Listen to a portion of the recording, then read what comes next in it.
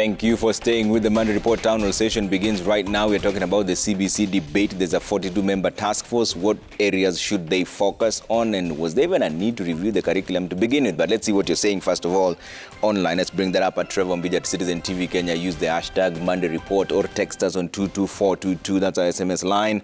Let us know where you're texting us from and your name as well. Omwenga Lucas says it was haphazardly implemented without public participation. It is expensive in terms of learning and teaching resources. Downloading and uploading exams is another headache, leave alone the content tested, i.e. structured questions. It requires total overhaul. Okay. Let's see what else you're saying here.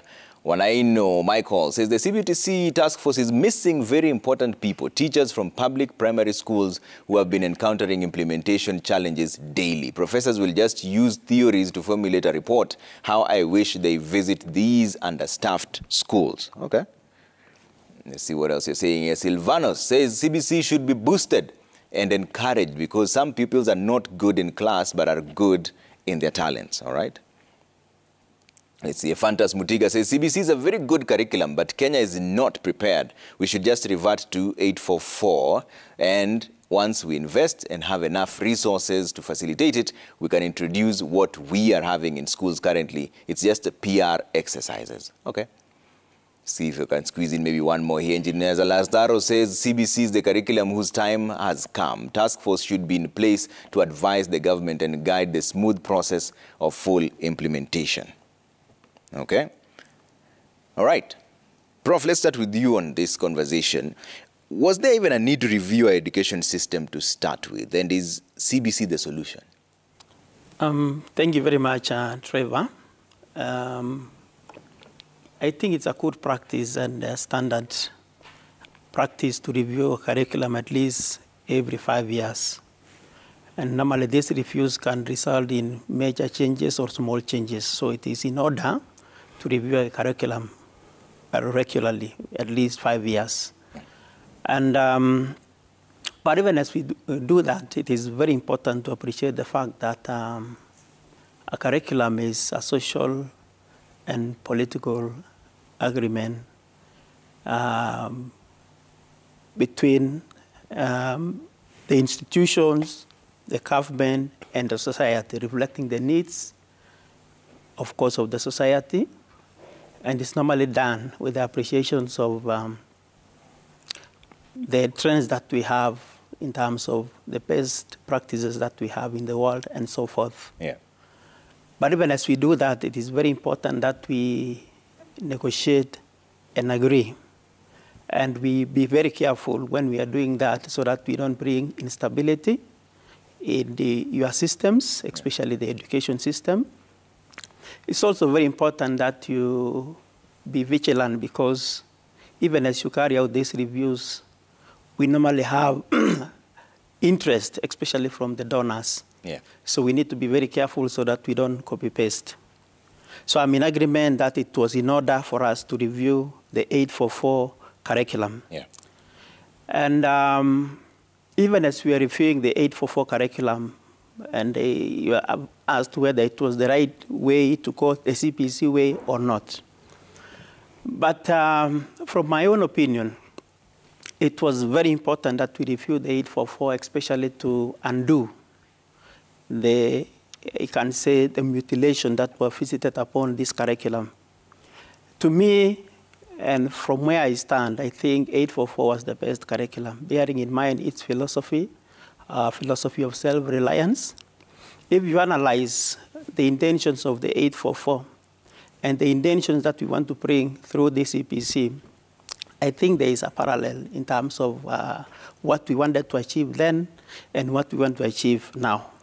The only challenge that we have is I think we are enemies of our own systems, yeah, especially the education system, because we kept changing, introducing, reducing. Even the practical aspects that were captured initially in the 844 systems were removed. And that is why now we are complaining that the learners that we are churning out of the 844 system didn't have the practical skills. It was our own doing. Yeah. When you check the reviews and the changes that we made, and when you also read the report of the summative report of 2009 that was done by KICD, of course, they appreciate the fact that some of these things that we want to be captured within the curriculum were actually captured in the 844 system of education, like the issues to do with the values and nationalism and patriotism. The only thing that didn't allow this to be practiced well was the social context. Yeah. So personally, I think it is a good thing to review the curriculum, but we need to be careful. And from my own opinion, I think 844 was the best curriculum. What we only needed to do was to rebrand and see ways of strengthening that curriculum. Okay. George, you are part of this team that came up with CBC. When you see the implementation now, where did we miss it, or is this what you envisioned? Well, thank you, Trevor, for bringing in a common voice into the conversation. My participation in the putting together of CBC was limited to senior school community service learning. And we supported the Kenya Institute of Curriculum Development to conceptualize a standalone subject that would be experienced in senior school. That is from grade 10, 11, and 12. But looking through the processes that brought in CBC, I would say with very clear confidence that proper procedure was followed, and that the intention was to unmute the classroom. You remember, Trevor, when you went to school, and Professor and all of you, you were not allowed to speak. If you spoke, your name would be written down as you're making noise. A noisemaker. Yes. But we have seen through history that the people who do very well in our circumstances are people who can speak. And conversational communication was a thing that 844 did not take care of. Secondly, that the 844 was a curriculum, in my view, that was designed by clever people for clever people, people who lived in their heads from here going up. So it only depended on what you can remember and regurgitate, while the world is full of people who do other things other than remembering. So the CBC was the curriculum for this country to take us away from unnecessary thought-based education. Yeah, so we moved to doing. As I have looked at it, the way it has been implemented over the last 5 years, of course it has faced some challenges, but the core idea of CBC is intact, is to move our education from our heads to our whole body. Yeah. Dr. Vanyasa, do the parents have a point when they say they are overly involved right now? We've seen even online here that some people sent us pictures of demands from teachers, come with 5 liters of cooking oil. Tomorrow we are frying fish, come with 1 kg of this and that. Are the parents justified to complain that this is extremely expensive and overly involving? Thank you, Trevor. I need to make 2 quick points on the comments that my colleagues made. Yeah. One, as to whether 844 is the best system. I would never agree with that, because when 844 was introduced, the idea was that we enable learners who drop out of school along the way to have acquired certain skills that they can use to be self-reliant, even if they don't go through the full education system. We need to look at the context. That was the time when we had 17, 18-year-olds in primary, and they needed to learn some woodwork, some metalwork. So if they drop out of school after class 8, they can be self-reliant. They have some skill that they could carry on with. Today we have 13, 14-year-olds exiting primary. The skill that they needed to use after primary is no longer relevant. But also that system has been that you needed to know everything for you to progress. People who are talented in sciences only and got their straight A's in all the sciences and didn't pass the arts, they didn't go to university. people who are talented in the arts and they didn't get grades in science, they didn't go to university. So a lot of people were wasted along the way. The system was wasteful. And I will justify that referring to the results we had early this year. We had 46,000 Is in Form 4 this year in March. And overall, 200,000 children scored D- and below, D and below. If you score that kind of grade, you qualify for artisan courses, which you had qualified for after class 8. So the 4 years, the 4 years, yeah, you have wasted them. And that is the number of children that this system has been wasting almost every year. And I need to also make another clarification around the issue of 844 and CBC. 844 is an outcome-based curriculum. What we have been implementing so far has been outcome-based. And we are trying to move away to competency-based. Outcomes and competencies are the same thing. What is different is that in competency-based, we are focusing on every learner achieving the best they can achieve. It's learner-centered. In the outcome-based system, we are focusing on a predetermined outcome that we want everyone to achieve. Yeah. It's not learner-centered. And that failure to be learner-centered is what has resulted into the wastage that we have had over the years. And that is why there was need to move to CBC to say, not everyone is talented in the same things and the same way. Let us allow everyone to excel in what they are able to excel in. They will still add value to this society and to themselves. Yeah. So are parents over-involved? There could be a point there. This is a discussion we had with some colleagues when this discussion on CBC was going on and parental engagement, in the sense that slightly there was over-focus on the Nairobi parent when conceptualizing the role of the parent in CBC implementation. And I think that is something that can be reviewed now because 5 years have lapsed. Yeah. It is time to review what has been done so far. We can review that because there was this conception that parents don't want to sit with their children, so we must find a way of tying them to participating in the learner's work. We didn't realize that the Nairobi parent is not the typical parent in our school system.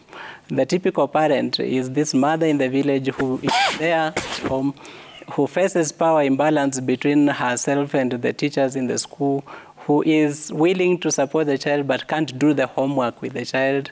Yeah. The level and the type of engagement that they need to be involved in is not the same one that we kind of put into this system. Okay. And for me, that can be removed in the review. Prof, you're saying that we should have just kept the 844, but it is an outcome-based curriculum where you either score an A or if you get an E, there's nowhere you're moving to. Having been a teacher yourself, how then would it have been made more learner-centered?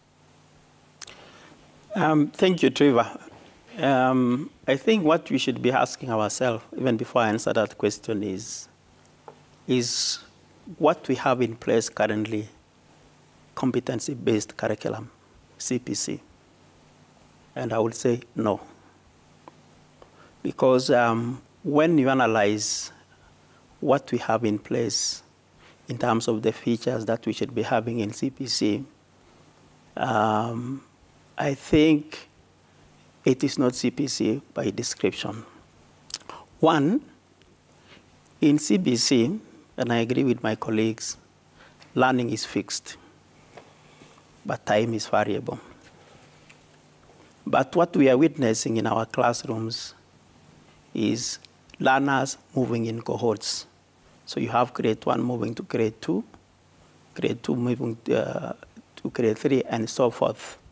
And when you're preparing in January to have grade 6 moving to junior secondary school as a group. Under CPC, development of competencies cannot happen at the same time. There are some who take a shorter time. There are some who will take a longer time. And I agree with Dr. Ari that learning as well as the curriculum is individualized because you look at a learner individually, development of those competencies. Once you are very sure that that learner has developed the competence that you can promote, and that is not the case. Secondly is on the issue of differentiated curriculum and instruction as well as assessment. That one is not happening because under an ideal situation, if you have 20 learners in class, the lesson plans can vary as the number of the learners that we have in that class, which is not the case in this case. And then the other thing that I want to mention as a feature under CBC, and which is a very important tenet under CBC, is the issue of assessment. Yeah. And this is where a lot of complaint is coming from, especially from the parents. Like what you have mentioned, students being asked to bring 5 liters of oil or 1 kilo of meat, or to take a live chicken they can slaughter in school. I saw a very funny video doing around in social media, and so forth. The main reason why they are doing that is, of course, assessment is part of competency curriculum. Yeah.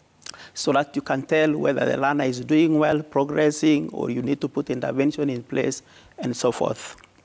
So putting all this in place, it justifies and qualifies my statement that what we have in place is not competency curriculum. From my own analysis, what we would have done as a country, and we need to admit that, is we need an hybrid kind of system. We borrow the concepts that we want from the competency curriculum and continue with the 844 system of education. Competency-based curriculum is a resource-intense curriculum, and in terms of the human resources and supporting resources that we require so that we ensure that the curriculum becomes effective. One, as a country, have been complaining, even under the 844 system of education, like a school in my neighborhood, running from Form 1 to Form 4. I have only 4 TSC teachers. Under competency-based curriculum, I would expect to have 2-3 teachers in a classroom, which may not happen. You can't even afford to have 1 teacher per classroom at the moment as we are speaking. It is very expensive in terms of the resources, and that is why parents have been complaining. Yeah. So it is a very expensive curriculum that we cannot afford. Mm-hmm. And I would wish to go back to my earlier statement that 844 was the best curriculum. Yeah. And that is why, Trevor, when our students go outside the country, they normally excel. If 844 was not a good curriculum, I would not expect them to excel outside the country. Okay. So I think for us to move forward, and by the way, we have not lost anything. I've heard people complaining. I think we have invested a lot of resources. We have done this. It's like telling somebody to continue building a story building, and the foundation has been condemned. No matter how much you have invested, you should demolish and start afresh. Okay. And that should be the way we should go, even with this CPC. All right. George, Governor Barachok is very clear that this is demolished and we start afresh. But there's something you mentioned that I found very interesting. The development of competencies cannot be developed at the same time for each student. Therefore, we are not achieving the spirit of CBC. Do you agree with that? That it is true that you can't develop somebody's talent at the same time?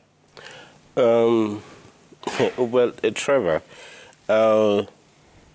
developing competencies would be, in my view, the most important thing in education. It's about how do we help each and every child to be able to do something with their life when they get out of school.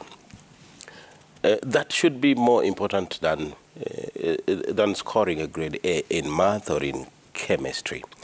And I would argue that the CBC, I am a parent. I have one child who is in PP2, and he is one of the most communicative people I have engaged with. And thanks to CBC, I can see very clearly how his talents, his interests are being taken care of. I know that there are challenges, and I will tell you what the challenges are.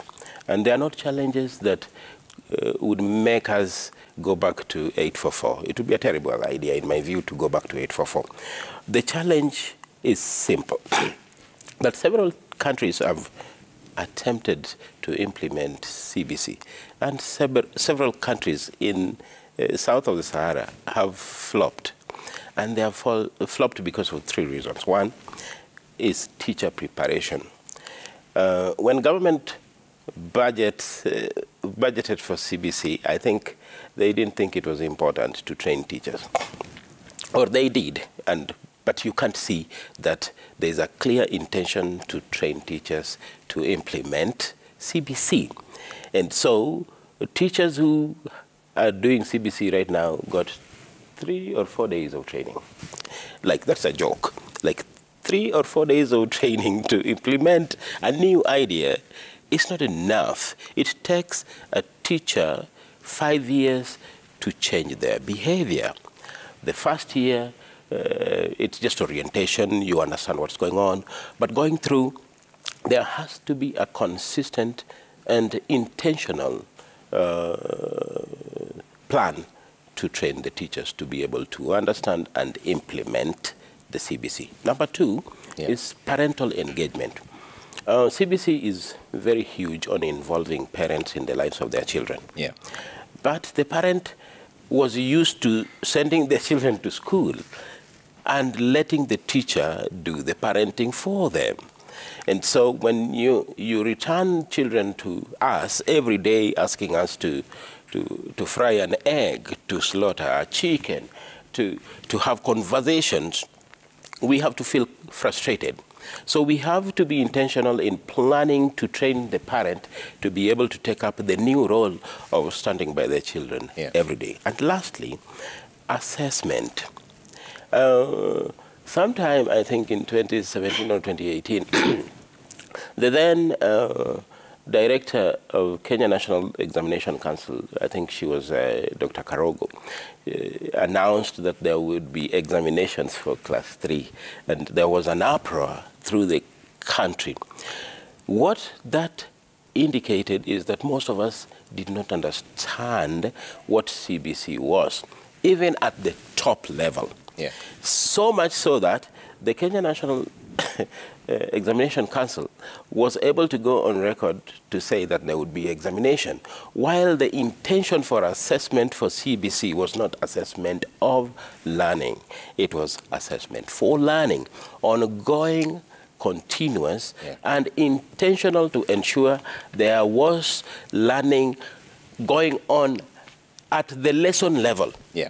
So assessment was meant to be done during the lesson. What is the point, for example, of testing me on fractions of numbers at the end of my 8-year study, if you would have known that I didn't understand within the lesson?